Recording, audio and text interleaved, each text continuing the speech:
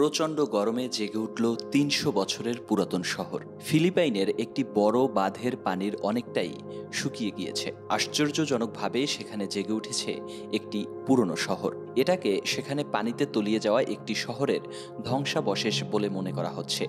বিবিসির খবরে বলা হয়, পান্তাবাঙ্গান নামের ওই শহর ৩০০ বছরের পুরনো। ১৯৭০-এর দশকে পানি সংরক্ষণের জন্য কৃত্রিম জলাধার তৈরির সময় শহরটি পানিতে তলিয়ে যায়। আবহাওয়া যখন অনেক শুষ্ক ও গরম থাকে, তখন বাঁধের পানি শুকিয়ে শহরটি কখনো কখনো দৃশ্যমান হয়ে ওঠে, যা বিরল ঘটনা। বাঁধগুলো দেখভালকারী রাষ্ট্রীয় সংস্থার প্রকৌশলী মার্লেন পালাদিন বলেন, তলিয়ে যাওয়া শহরটি আগে দৃশ্যমান হলেও এবারের মতো এতটা দৃশ্যমান হয়নি। ফিলিপাইনে এখন গরম ও শুষ্ক মৌসুম চলছে। এল নিনোর প্রশান্ত মহাসাগরের পানি অস্বাভাবিক রকমের উষ্ণ হয়ে ওঠা প্রভাবে সেখানে গরমের তীব্রতা বেড়েছে। এতে জলাধারের পানিও শুকিয়ে যাচ্ছে। ফিলিপাইনের প্রায় অর্ধেক জায়গায় এখন খরা।